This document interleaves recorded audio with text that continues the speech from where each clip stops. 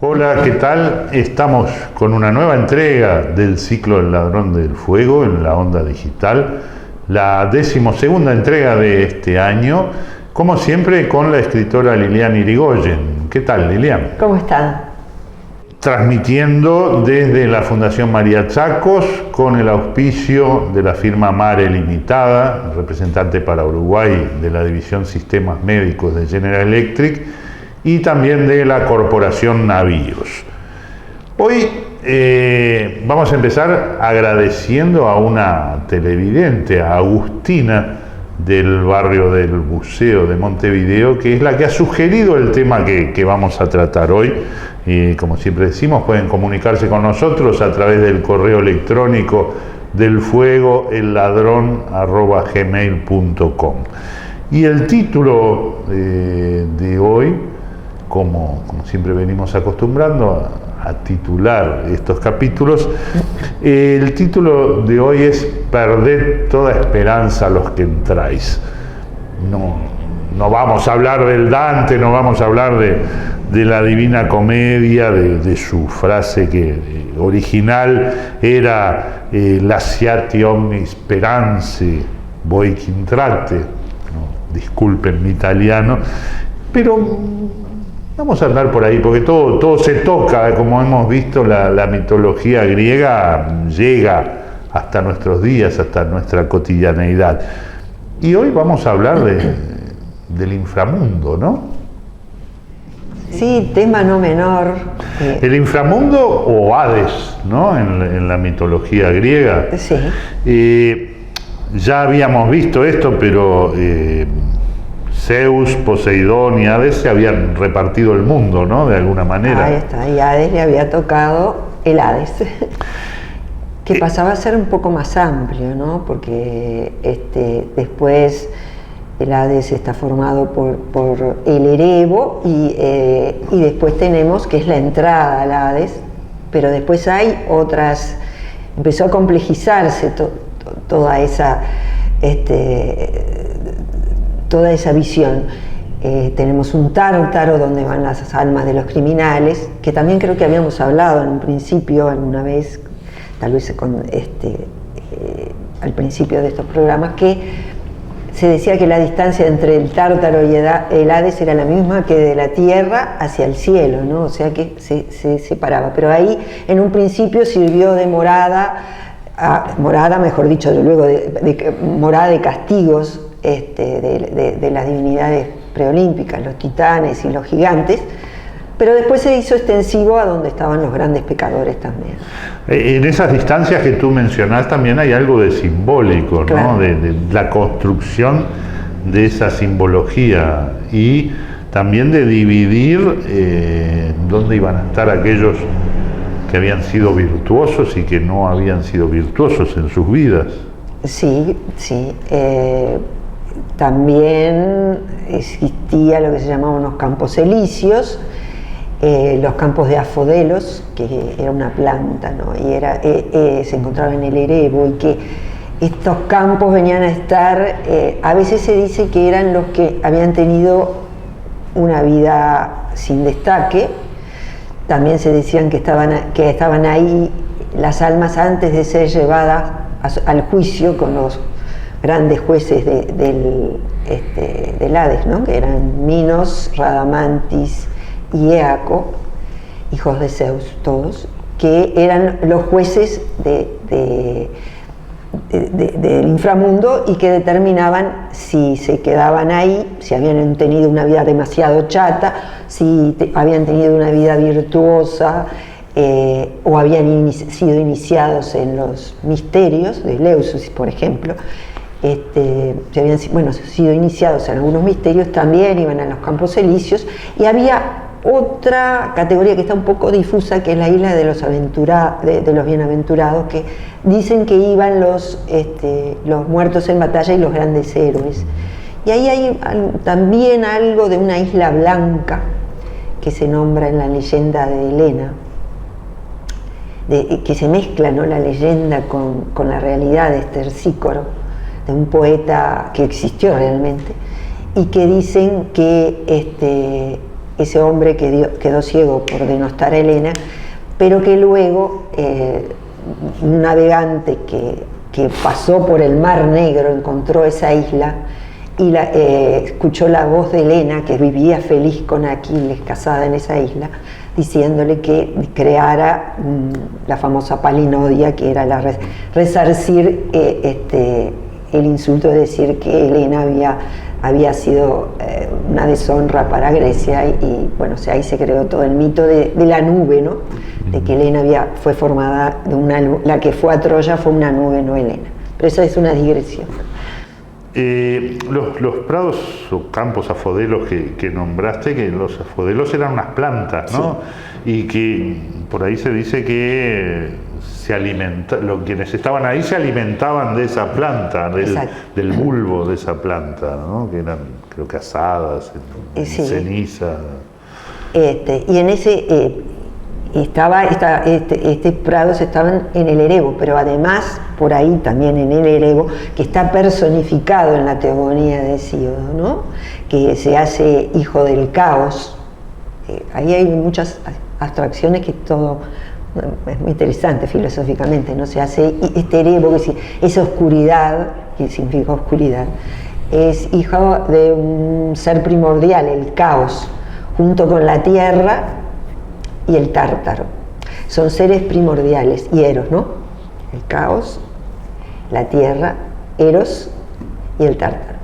Y bueno, este Erebo, donde también ahí vivía el cancerbero, ese famoso monstruo que también integra uno de los trabajos más importantes de Heracles, vivían las erinias, las famosas furias romanas, y vivían, Tánatos también vivía ahí, según algunas versiones, el hermano gemelo del sueño, ¿no? Tánatos es la muerte, Hipnos es el sueño. Qué interesante. Uno a veces puede pensar en la muerte y en la mitología que se construye en torno a ella como algo, bueno, medio lineal. Esto es muy arborescente, ¿no? Que tenemos derivaciones para todos lados. Sí, además muy poético. También en el Erebo vivían las almas que no habían, insepultas, ¿no? Que eran esas almas que no habían recibido una sepultura, un túmulo, algo que les permitiera descansar en paz. Almas que vagaban, sí. Unos zombies de la época. Y vagaban lamentándose, dicen, después se fue elaborando eso, y dicen que estaban 100 años vagando hasta que finalmente Caronte se dignaba, ese genio, se apiadaba, y las cruzaba hacia el inframundo, pero hacia la parte más profunda del inframundo, ¿no? Pero de ahí se derivó también toda esa leyenda de que se decía que del óbolo, que se ponía esa moneda en la boca del muerto, para hacer más fácil y más rápido la cruzada del Aqueronte con el barquero. Después también se dice que a veces se ponía en la frente, inclusive después Roma también siguió con esa tradición, ¿no? O en los ojos, ¿no? En los ojos también. Vamos a hablar después del cancerbero. Tú hablaste de Tánatos. El concepto de Tánatos se sigue usando hoy en día. Bueno, la tanatología es esa rama, si no me equivoco, de la medicina que estudia las cuestiones relacionadas con la muerte. El cancerbero también tiene su lugar en la actualidad, pero antes de eso, había en el Hades 5 ríos, ¿no? 5 ríos famosos, sí, que son conocidos hoy. Sí, tenían toda una estructura, ¿no? Ahí adentro, todo un imaginario, digamos. Estaba el río famoso, el Aqueronte, donde la mayoría de las versiones dice que el Caronte cruzaba las almas para llevarlas, el río de la pena que le decían. Estaba el Cosito, que era el río formado por las lágrimas de los desdichados que morían, Estaba el Leteo, que era el río del olvido, donde las almas bebían para olvidar sus penas pasadas. También estaba la Estigia, que tiene parte en la leyenda de Aquiles, ¿no? Donde fue bañado Aquiles y donde su madre Tetis, por miedo a perderlo en el agua, sostuvo los talones y bueno, ahí le quedaron los talones como punto mortal por el que después moriría. También la Estigia tenía un poder especial para los dioses. Cuando juraban sus juramentos inviolables, se nombraba la Estigia, y cuando se nombraba a ese río o a esa laguna, era violar ese juramento de los dioses, les podía resultar fatal. Y después estaba el Flegetonte, que era el río de fuego, era otro de los ríos que estaba ahí.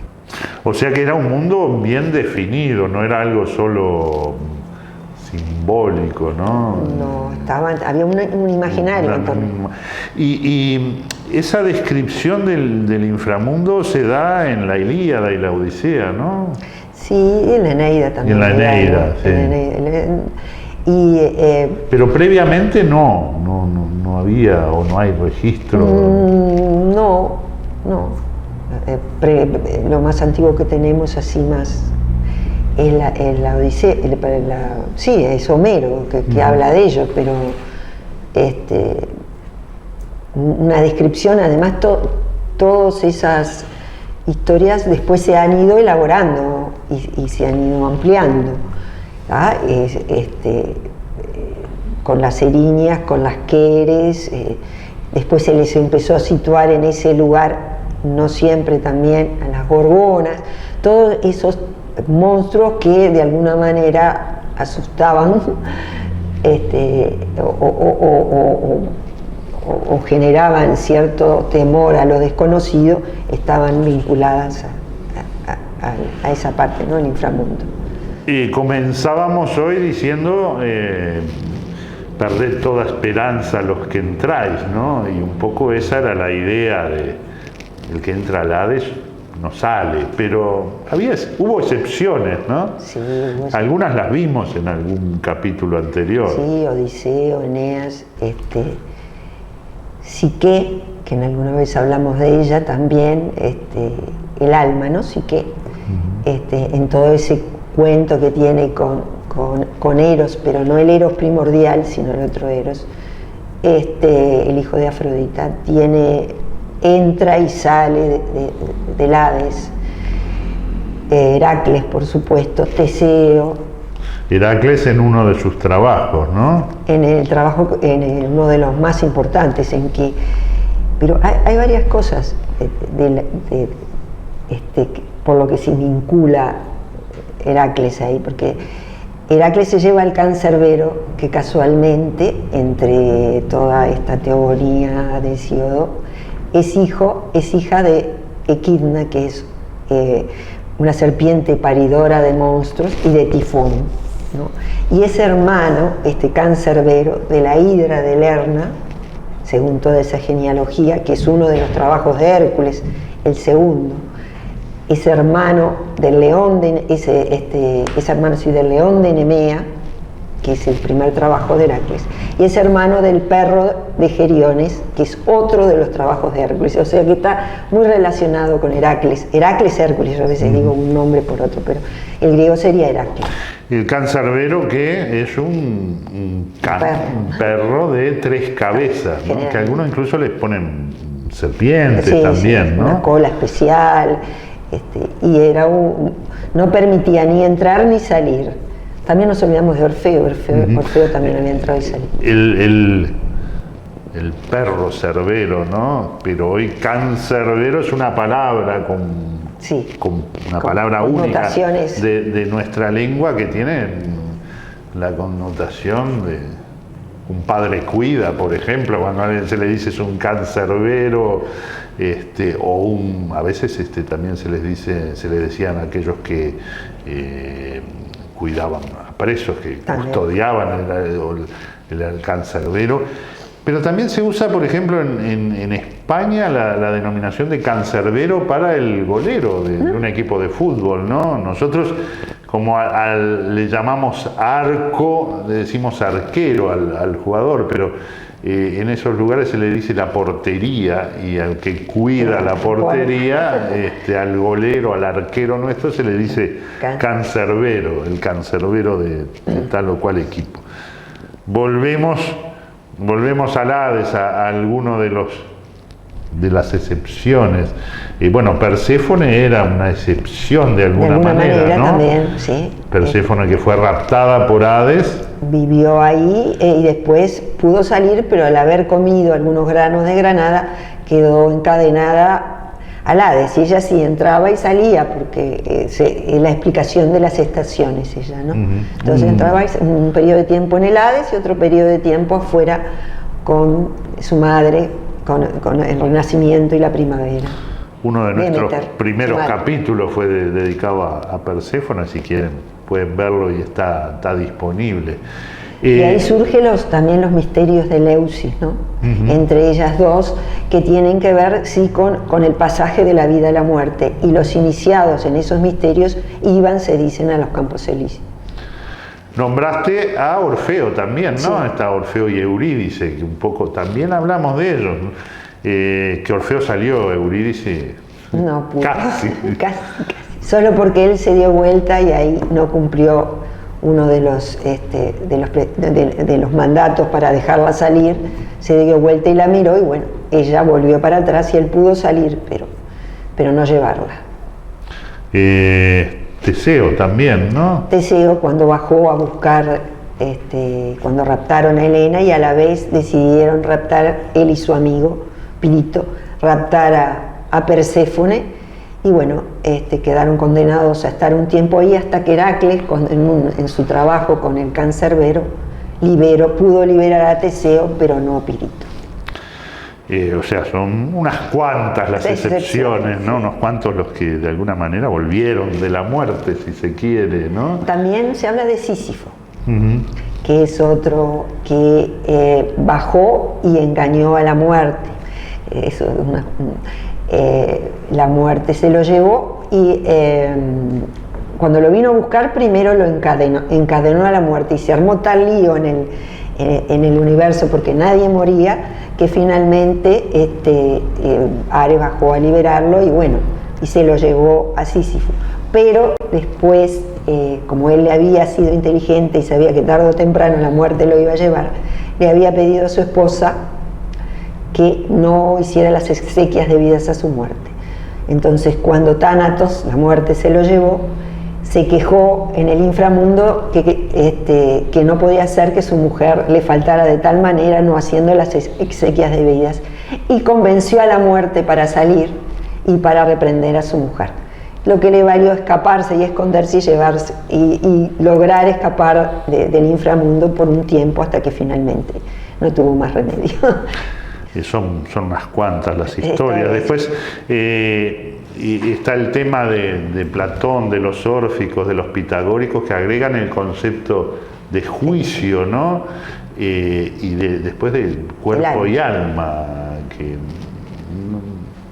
después va a tener una significación muy importante en las religiones. Sí, en la transmigración de las almas, por ejemplo.